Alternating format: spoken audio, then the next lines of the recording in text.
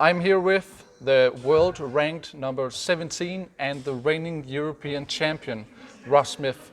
Thank you so much for talking to me. Yeah, no problem at all. You are here in Hejnsvig, a city that you probably haven't heard about before coming here today, but still you are here because you are going to an exhibition tomorrow night in Odense. But today you have taken time out to come to the darts summer school here in Denmark. How has your experience been? It's been a great experience. I think what we're doing here is absolutely amazing. I'd like to see maybe a bit of this back at home in England. But yeah, it's great for the kids here. They've got an amazing setup. It's good for their maths as well. So no, yeah, I think it's brilliant.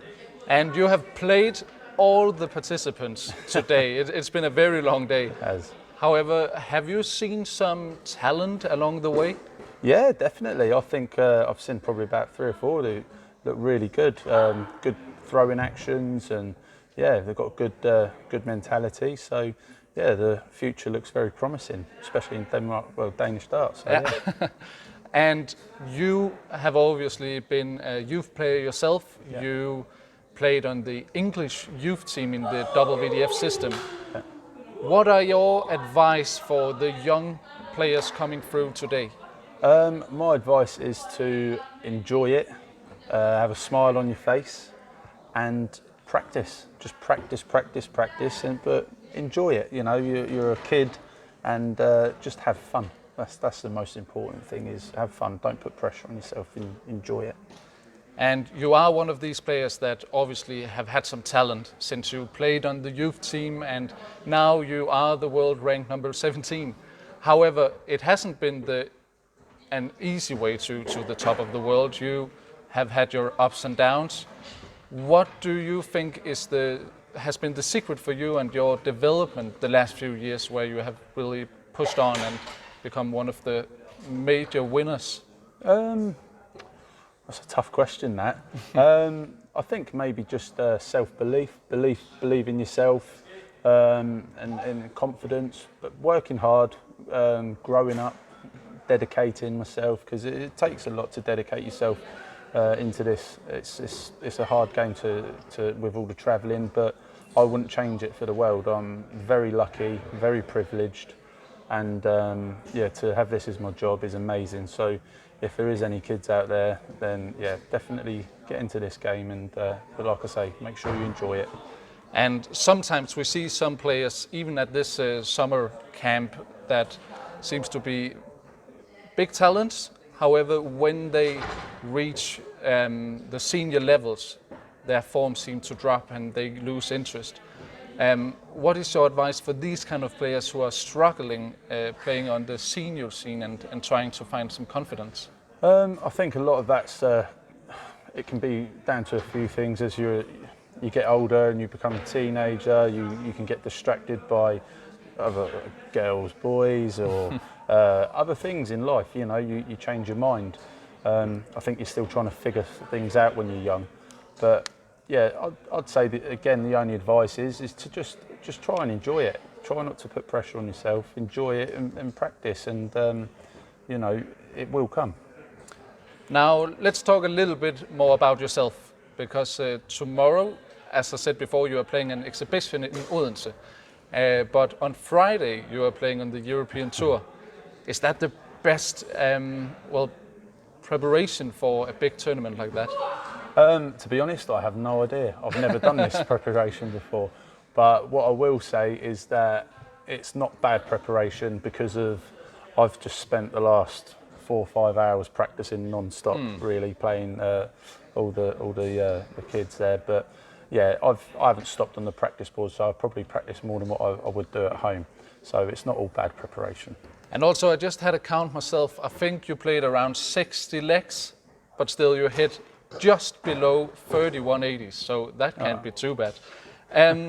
Well, again, looking forward for the rest of the season, you look pretty good for qualifying for both the Matchplay and the European Championship, and it seems good.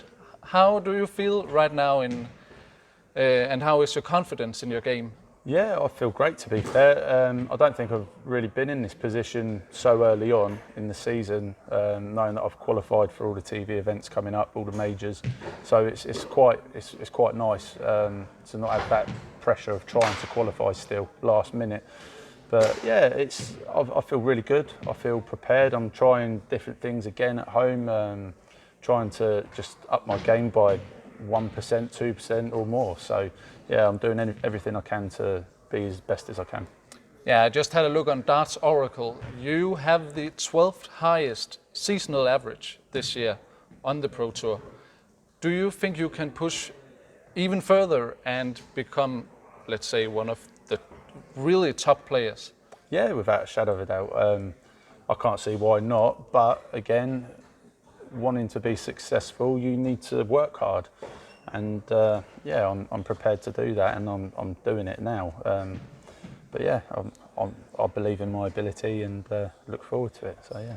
Yeah, and one thing that you can look forward to, I mean, obviously there are loads of major tournaments for the rest of the year, but the big one, the World Championship, you have already won a major tournament. Do you think you have what it takes to become world champion? Yes, I do. But again, that's a different story. I also know that it would be one of the most difficult things to achieve.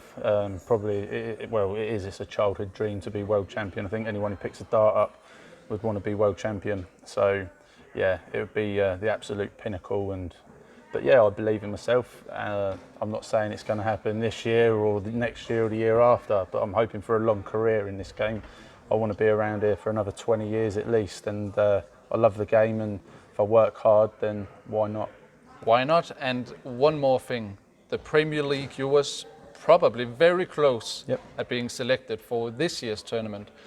First of all, were you disappointed that you weren't picked?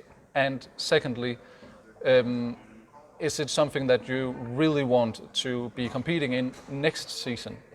Yeah, of course I was disappointed not to be in it, but at the same time, you know, it wasn't my call. But I can also understand why the PDC picked the players they did to a certain degree. But yeah, it is what it is. And do you know what? It makes you stronger, doesn't it? You got to fight, come back fighting. So, but yeah, I'd love to be in it next year. But to be honest, right now I'm probably miles off. I've got a lot to work on this year.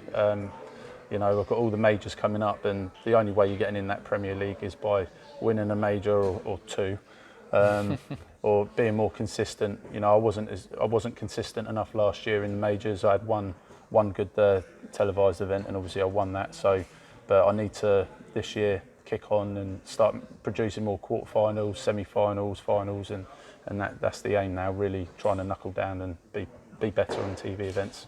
So the last question. What is your main ambition for the rest of the season?